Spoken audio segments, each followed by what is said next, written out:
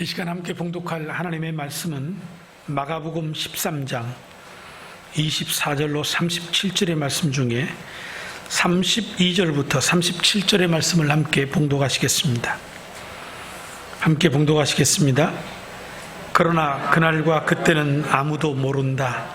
하늘의 천사들도 모르고 아들도 모르고 오직 아버지만 아신다. 조심하고 깨어 있으라. 그때가 언제인지를 너희가 모르기 때문이다. 그것은 마치 여행하는 사람의 경우와 같은데 그가 집을 떠날 때에 자기 종들에게 권한을 주어서 각 사람에게 할 일을 맡기고 문지기에게는 깨어 있으라고 명령한다. 그러므로 깨어 있으라. 집주인이 언제 올는지 저녁역일지 한밤중일지 닭이 울 무렵일지 이른 아침녘일지 너희가 알지 못하기 때문이다. 주인이 갑자기 오더라도 너희가 잠자고 있는 것을 보게 되는 일이 없도록 하여라. 내가 너희에게 하는 말은 모든 사람에게 하는 말이다. 깨어 있어라. 아멘. 오늘 봉독해드린 이 본문의 말씀을 중심으로 예수님의 재림을 사모하는 신앙, 이런 제목을 가지고 함께 말씀을 나누도록 하겠습니다. 우리는 지금 마가복음을 살펴보고 있습니다. 특별히 몇 주간에 걸쳐서 마가복음 13장을 살펴보고 있는데, 이 마가복음 13장은 종말을 살아가는 성도들의 자세, 그리고 재림에 일어날 징조들, 그리고 오늘 우리가 살펴볼 재림의 때에 일어날 일에 관하여 말씀하고 계십니다.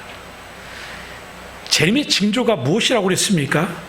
여기저기에서 적그리스도가 출현하고 전쟁과 기근이 일어나며 배도의 현상이 일어나고 복음의 세계화가 일어날 것이라고 말씀을 했습니다. 이 중에서 우리가 이 시대 속에서 가장 피부적으로 느낄 수 있는 것이 있는데, 그 중에 하나가 지진이라는 것이었습니다.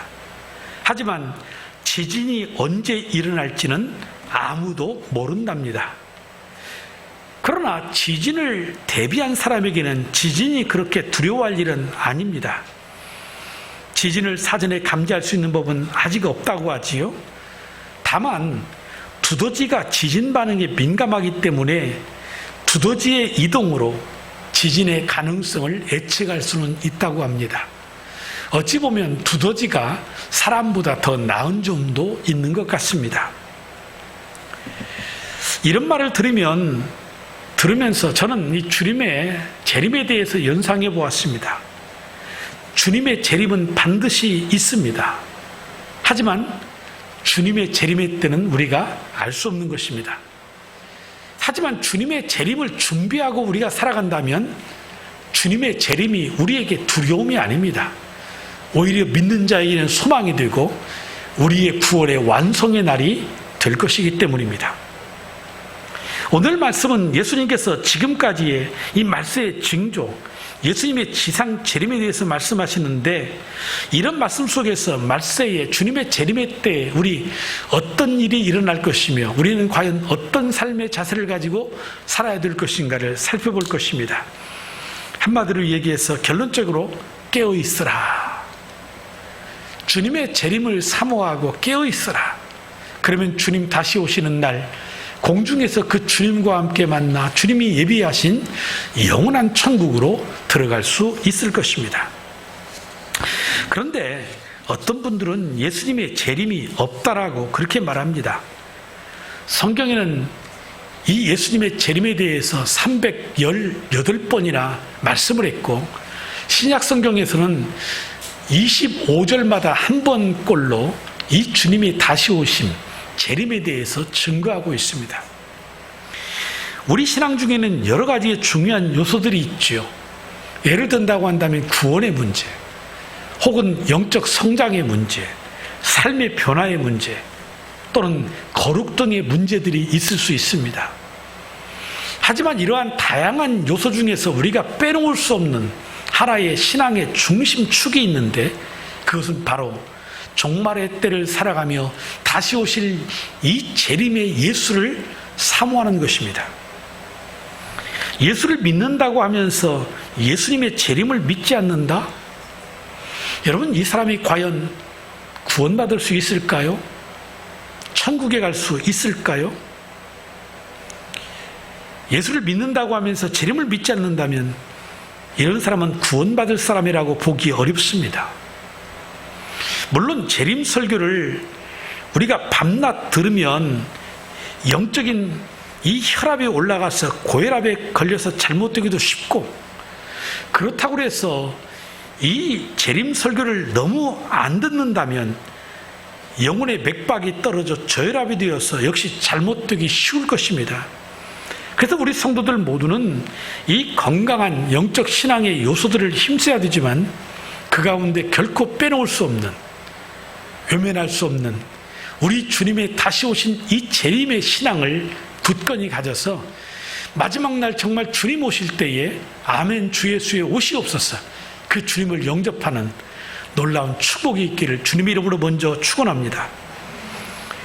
성경에는 재림에 대하여 많은 말씀들이 있습니다. 먼저는 예수님 자신이 하신 말씀이십니다. 요한복음 14장 2절로 3절에 보면 예수님 자신이 다시 오신다고 했습니다. 내 아버지의 집에는 있을 곳이 많다. 그렇지 않다면 내가 이미 너희에게 일러주었을 것이다. 나는 너희가 있을 곳을 마련하러 간다. 내가 가서 너희가 있을 곳을 마련하면 다시 와서 너희를 나에게로 데려다가 내가 있는 곳에 너희도 함께 있게 하겠다고 말씀하셨습니다.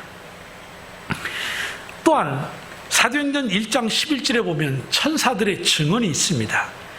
갈릴리 사람들아 어찌하여 하늘을 쳐다보면서 서 있느냐? 너희를 떠나서 하늘로 올라가신 이 예수는 하늘로 올라가시는 것을 너희가 본 그대로 다시 오실 것이다 하고 말하였다 라고 증언했습니다. 이뿐이 아닙니다. 사도들의 증언이 있습니다. 먼저 데살로니가전서 4장 15절로 17절에서 바울 사도는 우리가 주님의 말씀으로 여러분에게 이것을 말합니다. 주께서 오실 때까지 살아남아 있는 우리가 이미 잠든 사람보다 절대로 앞서지 못할 것입니다. 주께서 호령과 천사장의 소리와 하나님의 나팔 소리와 함께 친히 하늘로부터 내려오실 것이니 그리스도 안에서 죽은 사람들이 먼저 일어나고 그 다음에 살아남아 있는 우리가 그들과 함께 구름 속으로 이끌려 올라가서 공중에서 주님을 영접할 것입니다. 그래야 우리가 항상 주와 함께 있을 것입니다 라고 했습니다. 또한 수제자 베드로는 베드로전서 1장 13절에 그러므로 여러분은 마음을 굳게 먹고 정신을 차려서 예수 그리스도께서 나타나실 때에 여러분이 받을 그 은혜를 끝까지 기다리십시오라고 그랬습니다.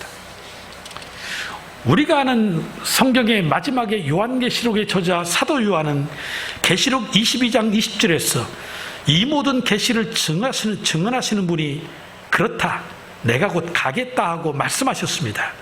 아멘, 오십시오. 주 예수님이라고 결론을 지었죠.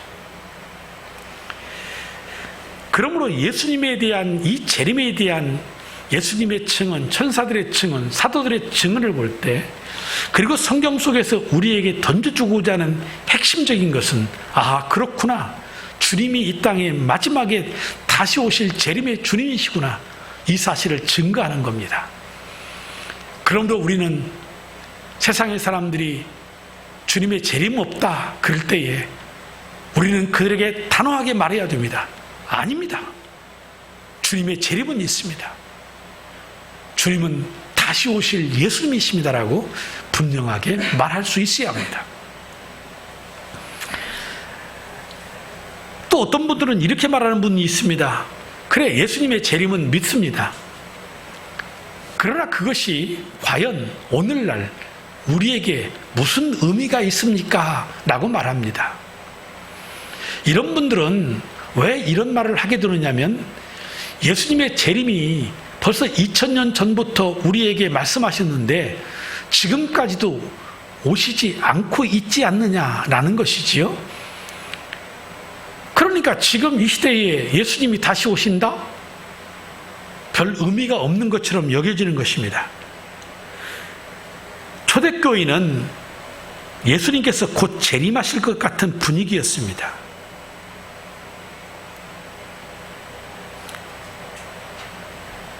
그 후 2000년 동안 교회가 예수님이 곧 오신다, 곧 오신다 참 많이 이야기를 했는데, 그리고 이단들이 하도 많이 써먹어가지고 사람들이 면역이 되어가지고 반응이 별로 안 좋습니다.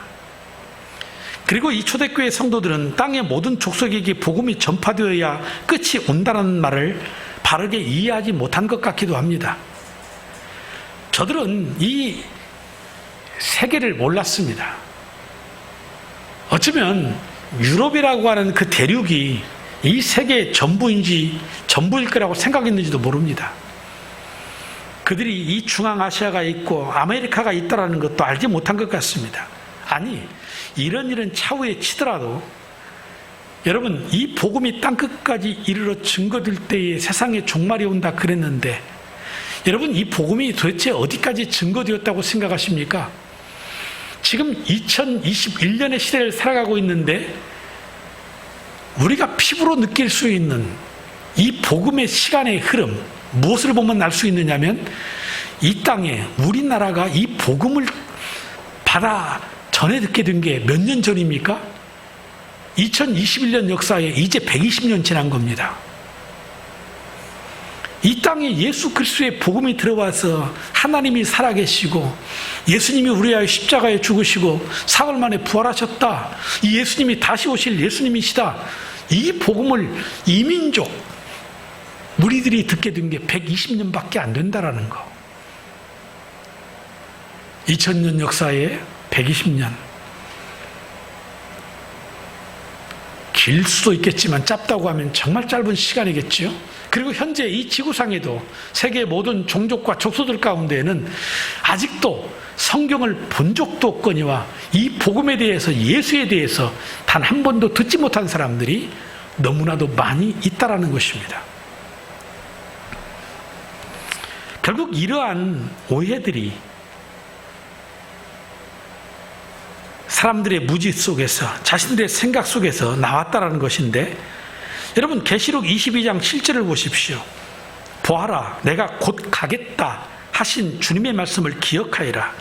이 책에 기록된 예언의 말씀을 지키는 사람들은 복이 있습니다. 여기서 한번 생각해 보십시다. 여기 내가 곧 가겠다. 여기서 과연 이 곧이란 언제일까요? 우리 인간의 생각에서 본다고 한다면 곧 이 말은 얼마 지나지 않는 시간의 때, 이렇게 받아들이는 것이 우리의 감정이고 우리의 정서들이죠. 그렇지만 하나님이 말씀하시는 이 곧이라는 것은 과연 어떤 의미일까? 인간의 언어라고 하는 것은 참 제한적입니다. 모든 것을 다 표현할 수 있습니까? 다 표현할 수 없습니다. 인간의 언어로 하나님이 말씀하시는 그 시간을 표현한다는 것은 더 어렵습니다. 그렇기 때문에 하나님의 시간과 인간의 시간이 다른 겁니다. 그래서 때로는 1000년이 하루 같고 하루가 1000년 같다고 하는 그런 말씀이 있는 것입니다. 쉽게 예를 들어서 우리가 생각해 본다면 이런 경우일 겁니다. 우리 남자분들은 결혼해서 이제 살아가면서 아내들과 이런 문제를 가지고 좀 싸운 적이 몇 번 있을 것 같기도 한데, 예를 들면 이렇습니다. 남편들이 직장생활 하다 보니 모임도 있고 회식도 있고 그러지 않습니까? 그래서 남편이 회식 자리에 갔는데, 아니, 남자들이 이야기하다 보면 참 시간이 뭐 그렇게 할 얘기가 많은지는 몰라도 남자들도 꽤 길어요. 밥 먹고 술 먹고 뭐 하고 2차까지 가고 막 그러면 시간이 많이 걸려요. 그러면 기다리는 아내는 뿔이 나요. 이 인간이 왜 이렇게 안 들어오는 거야? 그래서 어떻게 합니까? 기다리다가 전화를 합니다. 그러면 남편이 뭐라고 그래요? 빨리 들어오세요. 그러면 그래, 곧 들어갈게. 그렇게 말합니다. 근데 여러분, 곧 들어간다고 말한 이 곧에 대해서 아내는 이제 들어오겠지 이 생각하지만, 남자는 언제 내가 바로 들어간다고 그랬어? 내가 모임 끝나면 바로 들어간다고 그랬지. 근데 모임은 언제 끝날지를 몰라. 같은 말을 사용하고 이해하는 것 같지만 서로가 다르게 판단하는 겁니다. 아이들이 아버지를 졸라요. 아버지 장난감 사주세요. 그러니까 아빠가 조금 이따 사줄게. 이렇게 말합니다. 아이는 너무나 신이 납니다. 조금 이따 사준다고 그랬으니까. 그러면 며칠 지나면 사주겠지. 그러니까 조르는 거예요. 아빠 장난감 사준다며. 아빠가 사준다고 했잖아. 기다려. 언제라고 말을 안 해요. 근데 아이는 곧 사준다. 적어도 아빠가 월급 타면 사주겠지. 안 사주는 거예요. 따져요. 그러면 아빠는 뭐라 그래요? 내가 너보고 언제 사준다고 그랬냐? 곧 사준다고 그랬지? 그러면서 아빠는 내년도에 구정날, 설날에 사줄 거야. 생각이 다른 거지요? 더 나아가서 주님이 더디 오시는 것은 한 영혼이라도 더 구원받기 원하셔서 더디 오시는 사랑의 하나님이시다. 그래요. 주님의 재림은 반드시 있습니다. 하지만 언제 오실지 아무도 모릅니다. 그렇다고 해서 주님의 재림이 없는 것처럼 안일하게 나와 상관없다고, 지금의 이 시대와 상관없다고 그렇게 생각하고 사는 것은 매우 어리석은 것입니다. 말씀드린 것처럼 주님이 다시 오실 이 우주적인 종말 말고도 개인의 종말이 있다라고 말씀을 드렸습니다. 여러분 생각해 보십시오. 우리 자녀들, 어린 자녀들까지라도 사람은 언제인가 죽는다. 종말이지요. 이거 모르는 사람이 있나요? 다 압니다. 개도 알고 소도 알고 짐승도 압니다. 다 자기 죽을 때를 압니다. 그런데 살아가는 것을 보면 잊어버리고 사는 것이 인간 아니겠어요? 그런데 여러분들이 생각하는 개인의 종말과 제가 생각하는 개인의 종말은 시간이 다릅니다. 사실은 몰라요. 내가 비록 암이 걸려서 수술을 받았어요. 이러고도 내가 90을 살 수 있고 100을 살 수 있어요. 몰라요. 그런데 달라요. 내게 있어서 시간은 이미 종말이 시작된 거예요.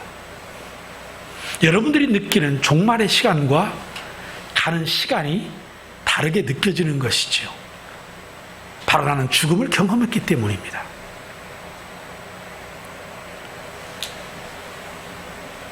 또 하나는 재림의 문제를 과장하는 것도 문제입니다.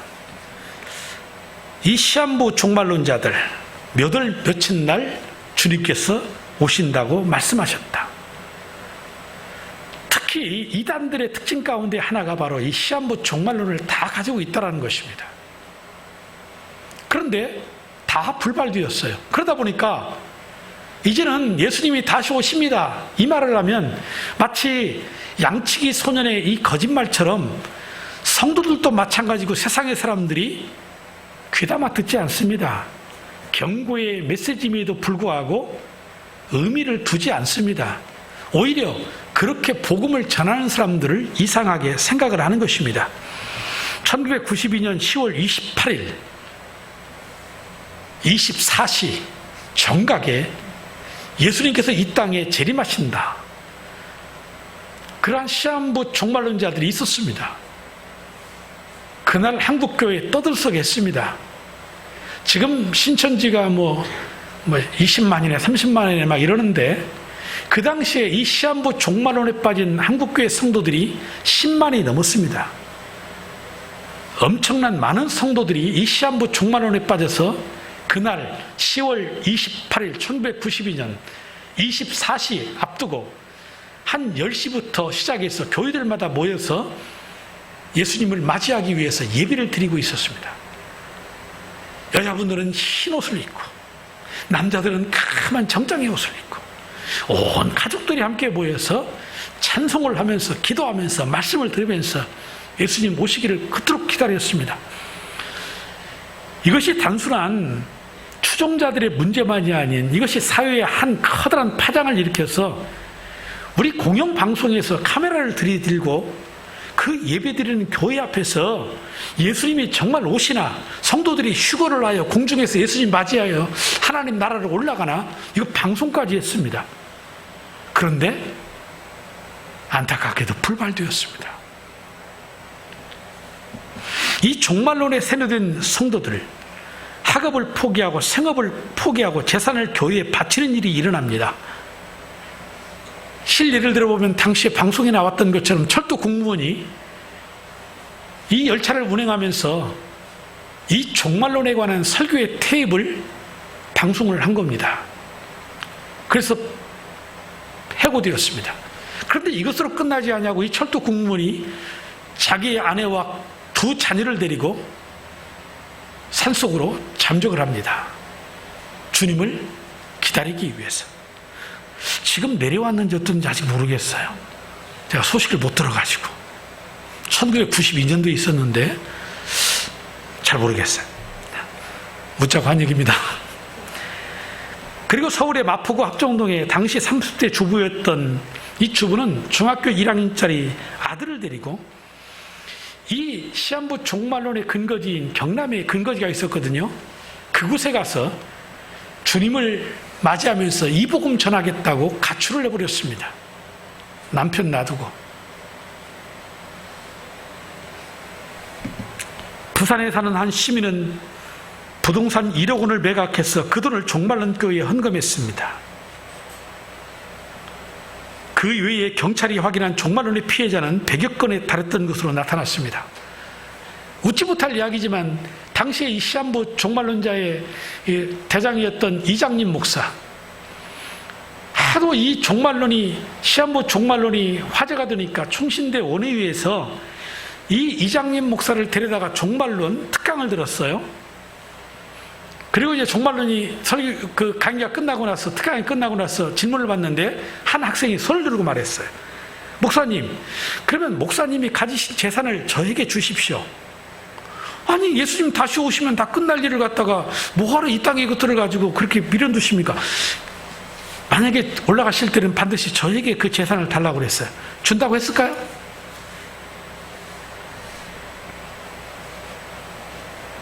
그런데 몰라서 그럴 수 있고 현혹되어서 그럴 수도 있다. 안타까운 일이지만, 참 안타까운 일이지만 그럴 수 있다 치자고요. 그런데 이 잘못된 이 시한부 종말론이 더 큰 문제를 야기를 하는 겁니다. 그게 뭔지 아십니까? 그 사건이 있은 후에 한국교회 강단에서 이 종말론, 예수님이 이 땅에 다시 오십니다 라고 하는 이 종말론 설교가 사라져버렸어요. 여러분, 92년도니까 생각해 보세요. 지금 한 20여 년 지났죠? 그러면 20여 년 동안 예수님이 이 땅에 재림하십니다, 이 주제를 가지고 설교하신 설교를 20년 동안 여러분 몇 번이나 들어보신 것 같으세요? 아니, 설교 중에 부활하시고 다시 오십니다, 뭐 이 말씀은 들었다 치더라도 이 예수님의 재림에 대해서, 이 종말 마지막 때에 대해서 여러분 설교를 몇 번이나 들어보신 것 같으세요? 저는 20년 동안 목회하면서 이 재림 설교 이 5손가락 안에 들은 것 같아요. 그러니까 저부터도 이 종말의 재림 설교를 안 했다라는 겁니다. 아니, 안 하는 겁니다.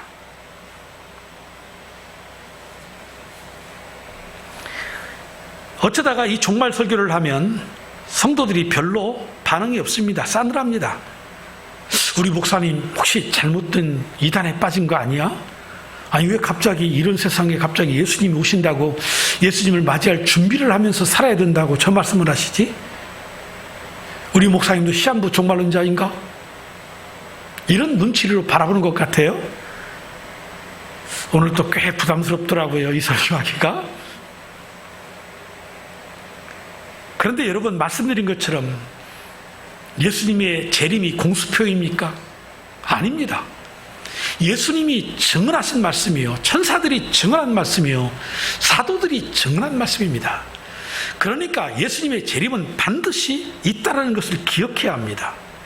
잘못된 시한부 종말론은 문제이겠지만 그렇다고 해서 재림의 신앙을 멀리하는 것은 더 위험한 것입니다.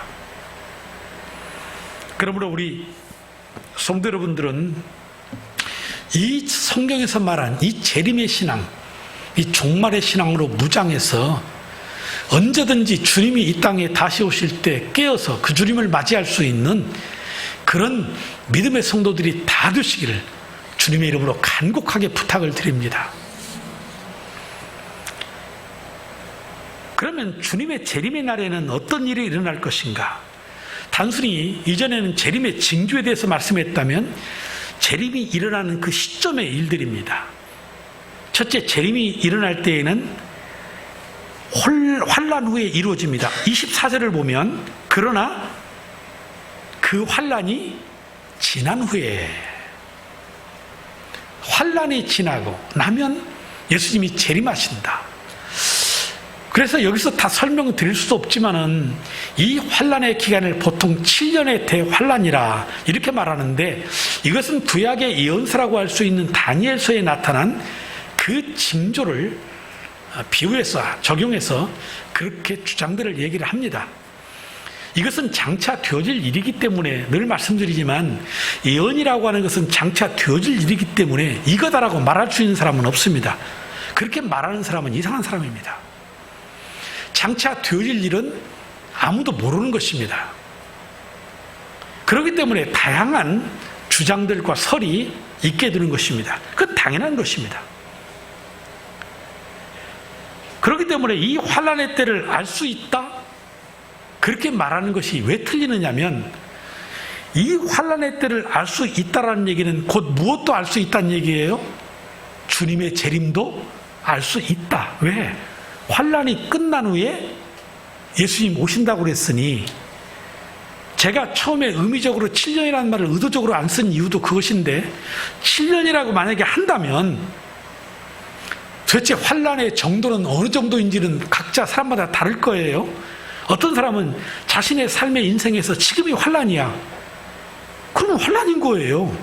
그 어떤 사람은 이중은 세상인데 무슨 환란이야. 그러니까 이 환란의 기준이 뭔지도 모르겠고 그 시기도 알 수 없는 거지요. 만약에 안다라고 말한다면, 아하, 지금 환란 3년 차야. 이제 4년 지나면 예수님 오시어. 자연스럽게 예수님의 오심도 뭐 몇 월 며칠이라고는 할 수 없을지는 몰라도 그것은 우리가 알 수 있는 것이 되겠죠.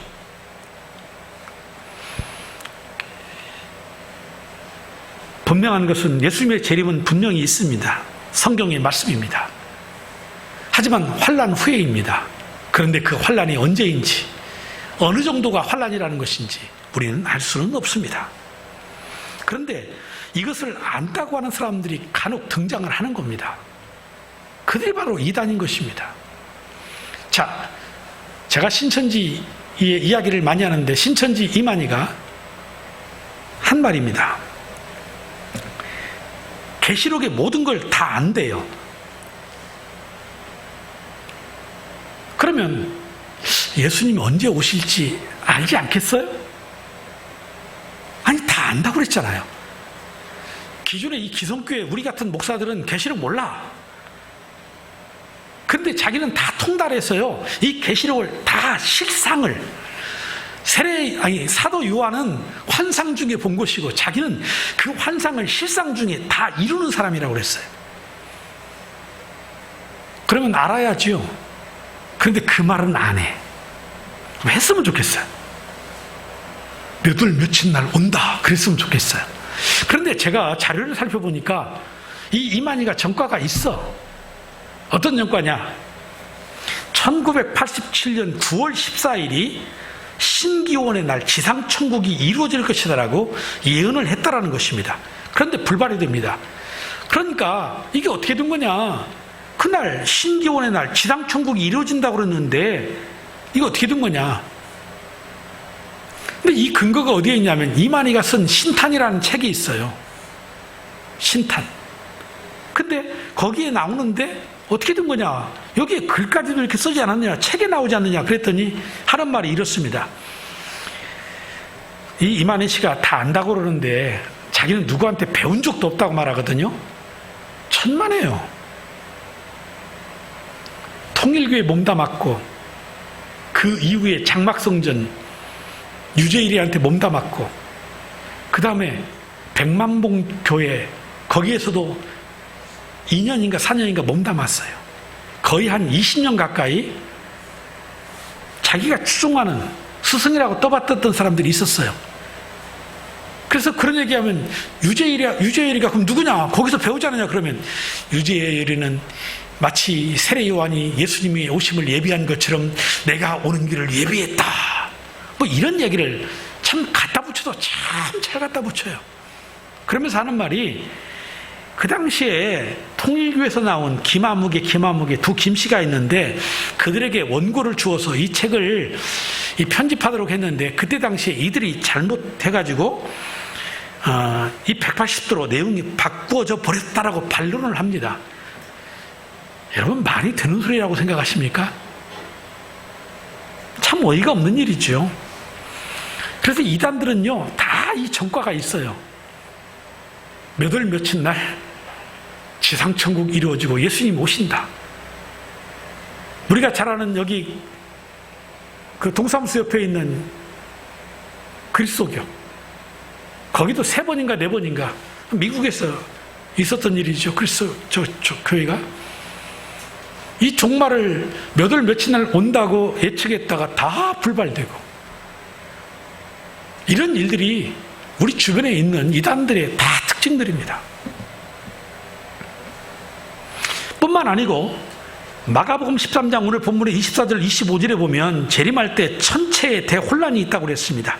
그러나 그 환란이 지난 뒤에 그날에는 해는 어두워지고 달은 빛을 내지 않고 별들은 하늘에서 떨어지고 하늘의 세력들은 흔들릴 것이다. 우리가 이 과학에서 배운 것처럼 달은 발광체가 아니지요. 태양만이 발광체지요. 그 빛을 달이 받아서 우리가 볼 때 달빛이 보이는 것이지 달 자체가 발광체가 아니다. 그러니까 이 말씀처럼 해가 빛을 잃어버리면 달은 당연히 빛을 낼 수가 없는 것인데, 이 말씀을 묵시적으로 상징적으로 받아들여야 되는 것인지 아니면 문자적인 그대로 문자적으로 받아들여야 되는 것인지, 사실은 이것에 대해서 이렇다라고 말할 수는 없어요. 그렇기 때문에 이것도 역시 많은 주석가들의 논란이 되기도 하는 것입니다. 하지만 우리가 확실하게 알 수 있는 것은 주님의 재림 때에 자연계에 어떠한 대변화가 있을 것이다 라는 그러한 생각은 해볼 수가 있을 것 같습니다. 단순한 부분적인 기상의 이변이라기보다는 천체 대혼란이겠죠. 어쩌면 지금 우리가 이 시대에 지금 이 세계가 가장 지금 현실에서 가장 무서운 게 무엇입니까? 핵입니까? 물론 핵은 이 지구를 파괴하고도 남을 수 있는 그러한 양이지요.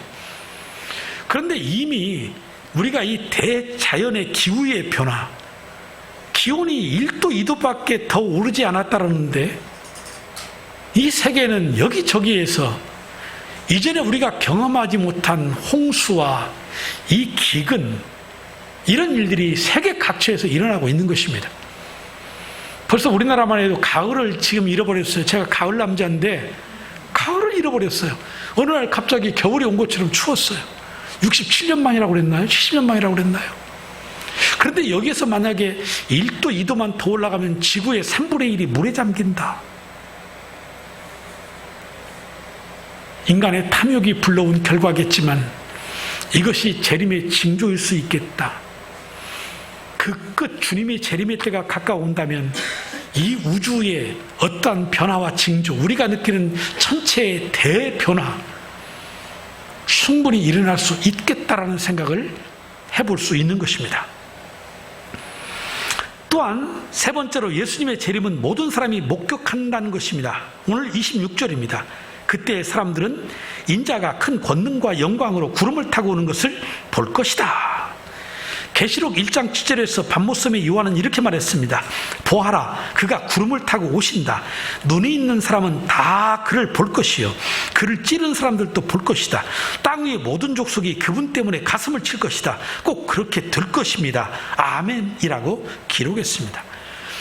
예수님은 이 땅에 우리가 눈으로 볼 수 있는 모습으로 오십니다. 목사님, 그러면 우리가 미국보다 하루의 시차가 빠르다고 하죠. 그러면 우리가 볼 때는 미국 사람들은 그 다음날 보겠네요. 제발 하나님의 능력과 권능을 우리 인간의 어떤 공간적인 개념과 사고의 개념으로 가두지 마십시오. 하나님은 전능하신 능력의 하나님이십니다. 그렇기 때문에 예수님이 이 세상에 왔다. 그래서 내가 예수도 아는 사람들, 아니, 오는 것을 눈으로 볼 수 있다고 했잖아요. 아니, 성경에 분명히 이렇게 말씀하고 있는 구절이 이 한두 구절인 줄 아세요? 제가 설교 때문에 지금 다 기록을 안 해서 그렇지 수십 절의 말씀들이 있잖아요. 아니, 성경에 그렇게 말하고 있는데 도대체 내가 예수다, 내가 이 땅에 내려온 예수다, 재림 예수다 하는 사람을 따르는 사람들은 도대체 성경을 읽는 것인지 안 읽는 것인지, 성경을 믿는다면 무엇을 믿는 것인지 아니, 이해를 할 수가 없어요. 그러니까 성경들 많이 읽으세요. 성경 안 읽는 분들은 이단에 와서 살살살거리면 다 넘어가 버려요. 성경을 모르니까. 내가 재림 예수다, 내가 예수다 그럴 때는 이 말씀 한 말씀만 보아도 언제 오셨어요? 몰랐네 내가. 성경에 보면 공중에서 오시는 걸 다 본다고 그랬는데 나 그때 뭐 했지? 내가 자고 있었나?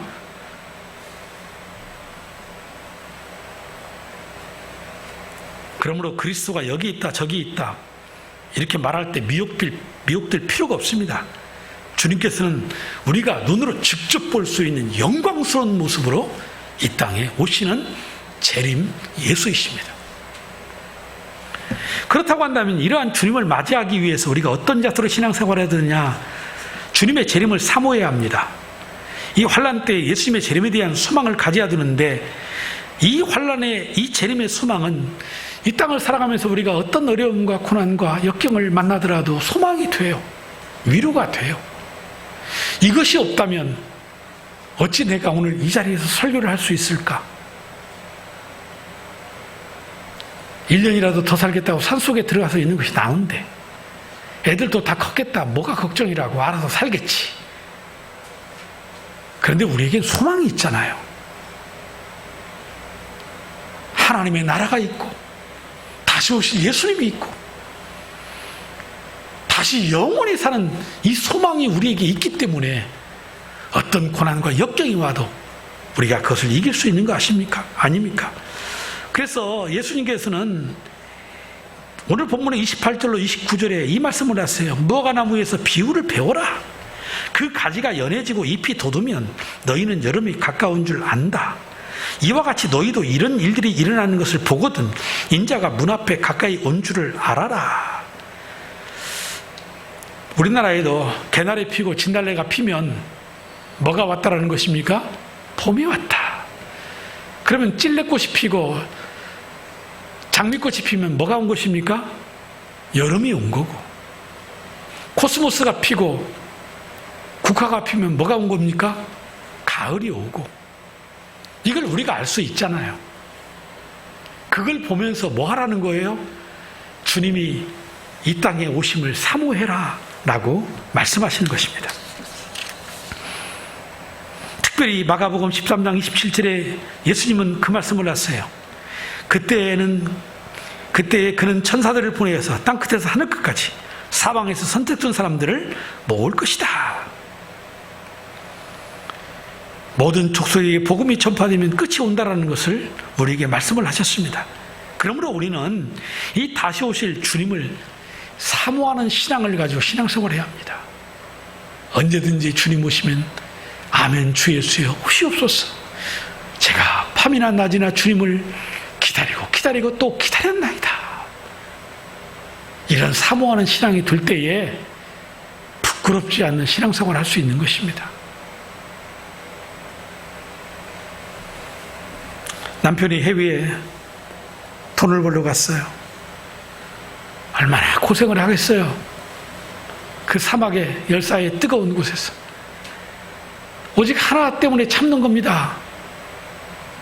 가난에 찌들어 사는 가족들을 위해서, 먹여 살리기 위해서 그 고생을 해요. 그래서 그 받은 월급들을 쓰지 않고 다 보내줘요. 그런데 그 돈을 받아가지고 이 아내가 적금을 들든지 여기저기 투자를 하든지 어떻게 해서 애들하고 집도 사고 살아내고 그렇게 살았다면, 어느 날 시간이 돼서 여보 나 이제 몇 월 며칠 날 가 그러면 이 아내의 마음이 어떻겠어요? 야, 아빠가 온단다. 자기가 그 보내준 돈을 가지고 집을 샀다면 집을 청소하고 얼마나 마음이 기분이 좋겠어요. 남편이 고생해서 보내준 돈 가지고 이렇게 살게 되었으니. 근데 거꾸로 생각해 보십시오. 보내준 돈 다 여기저기 흥청망청 다 써버렸네. 남편이 그런데 갑자기 온다고 하네. 그러니까 편지에다가 여보 한 1, 2년만 더 있다 오면 안 돼? 어떻게 맞이해요? 공항에 온 그 남편을 어떻게 맞이하고, 여보 우리 집 어디야? 따라가 보니까 예전에 살던 집보다 더 못해. 여보 그동안 내가 보내준 돈 가지고 뭐 했어? 부끄럽죠. 우리가 주님을 재림을 사모해야 된다고 하는 말은 그런 뜻이에요. 깨어있으라고 하는 말은 그런 뜻이에요.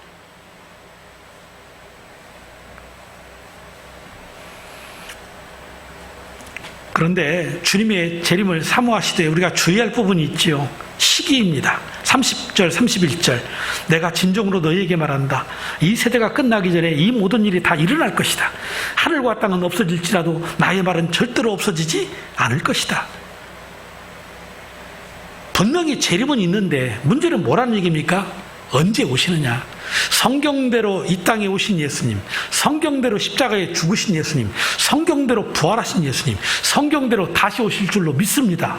그런데 언제 오시느냐, 그 시기는 아무도 모른다. 32절을 보십시오. 그러나 그날과 그때는 아무도 모른다. 하늘의 천사들도 모르고 아들도 모르고 오직 아버지만 아신다. 하나님만 그날을 아신대요. 그런데 이단 놈들은 하나님이 자기에게 다 알려줬대. 아니 예수님도 지금 모른다고 했잖아요. 나도 몰라 그랬어요. 하나님이신 예수님이 모를 수가 없겠지만 인간의 육을 입고 이 땅에 오신 예수님으로서는 모른다고 그랬어요. 근데 자기들이 뭐라고 안다라는 거예요. 언제 알려준다고 성경에 기록했어요? 예수님도 모르신다고 그랬는데. 그렇기 때문에 예수님이 이 땅에 오시는 것은 결정적인 것이 아니고 유동적인 것입니다. 말씀드린 것처럼 우리의 복음의 전파에 의해서 늦어질 수도 있고 앞당길 수도 있는 것이며 한 영혼이라도 더 구원받기를 원하시는 하나님이시지만 하나님이 더 이상 미룰 수 없어서 심판하시기를 원하신다면 그때가 바로 예수님의 재림의 날이 될 것입니다. 그러므로 그때를 안다고 하는 자들을 경계하십시오. 다 가짜들입니다. 이들은 시한부 종말은 자들입니다. 그러면 마지막에 우리 어떻게 살아야 되느냐? 33절 보십시오. 조심하고 깨어있으라. 그때가 언제일지를 너희가 모르기 때문이다 라고 하면서 34절, 35절, 37절 오늘의 이 본문의 말씀 속에서 매절마다 4번이나 깨어있으라, 깨어있으라, 깨어있으라, 깨어있으라 이 말씀을 반복하세요.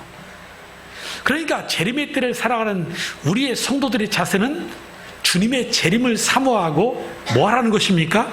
깨어있는 신앙이 되어야 된다. 우리가 깊이 잠든 사람을 보면 뭐라고 그래요? 어부가도 모른다. 그러지 않습니까? 세상에 깊이 빠져보십시오. 예수님이 구름 타고 저 하늘에 오셔도요, 그거 못 믿겠다고 할 거예요. 그들이 바로 이제까지 우리가 살펴봤던 종교의 지도자들 아닙니까? 자신들의 이 율법과 기득권 속에서 그 속에 빠져버리니까 하나님의 아들이신 예수님이 초림하여 이 땅에 메시아로 오셨음에도 불구하고 안 믿는 거예요.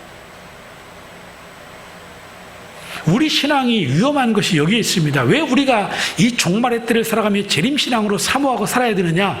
세상에 빠지면, 세상에 취해버리면 이 종말 믿을 수 없거니와 나하고 상관없는 것이라고 생각합니다.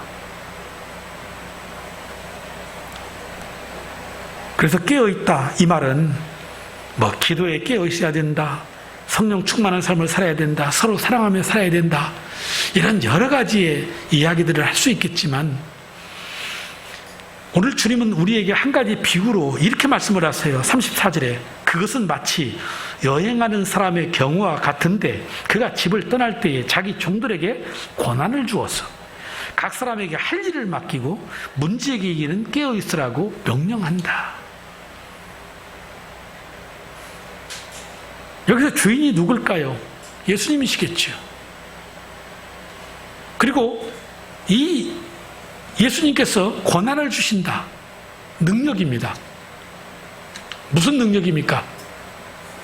맡긴 일들을 감당할 수 있는 사무적인 능력. 그렇기 때문에 예수님께서 하늘로 올라가시면서 성령의 권능을 주세요. 왜 주셨어요?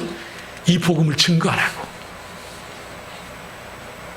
물론 앞에서 말씀드린 것처럼 직장과 가정에서, 삶의 현장에서 우리가 예수님의 자녀로서 많은 사랑을 행하고 섬기면서 살아야 될 그런 의무도 있지요. 그런데 결국은 뭡니까? 주님이 우리에게 맡기신 사명, 영혼 구원인 겁니다.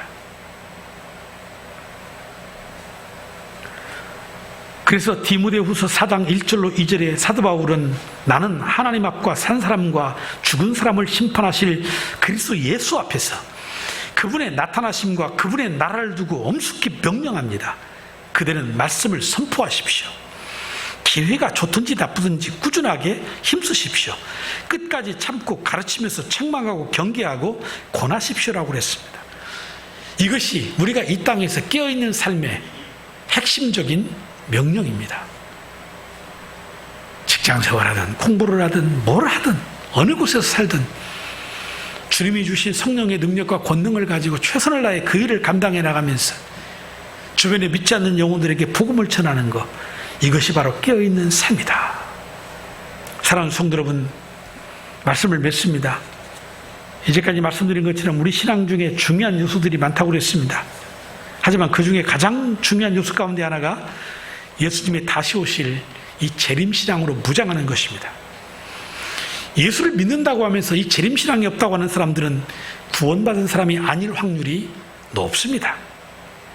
하지만 예수님의 재림은 성경대로의 재림입니다. 성경대로 다시 오마 약속했고 천사들도 증언했고 사도들도 증언했습니다. 그날은 언제인지 모르지만 환란의 때요. 그리고 천체의 대혼란이 일어납니다. 모든 사람이 목격을 하게 되고 그날은 도적같이 오게 될 것입니다. 그러므로 우리는 이 주님의 재림하시는 주님을 맞이하기 위해서 재림신앙으로 무장해서 주님을 사모하는 마음을 가지고 깨어서 하나님이 주신 권능의 능력, 성령의 능력을 가지고 이 땅에서 그리스도인으로서의 맡겨진 사명들을 잘 감당해 나갈 때 마지막 날 주님 오시면 우리 부끄럽지 않게 주님 맞이할 수 있을 것입니다. 주님이 우리를 보시고 그래 수고했다. 내가 다 한다. 내가 너를 위해 예비한 천국 하나님의 나라로 가자. 올라가 보니 이것이 네가 나에게 했던 그 수고의 열매들이다. 상급 주시지 않겠느냐는 거죠. 사랑하는 성도 여러분, 오늘 우리는 이 재림의 신앙의 말씀이 엉뚱한 생뚱한 그런 말씀처럼 들리지 않았으면 좋겠습니다. 현실감이 떨어지는 설교다. 그렇게 생각하지 않았으면 좋겠습니다. 도대체 어느 때가 현실감이 있는 것이고 어느 때 이 말씀이 맞다고 생각하는 것입니까? 그때와 시기는 아무도 모르니 언제든지 주님 맞이하여 정말 그 주님 맞이할 수 있는 저와 여러분 되시기를 주님의 이름으로 축복합니다.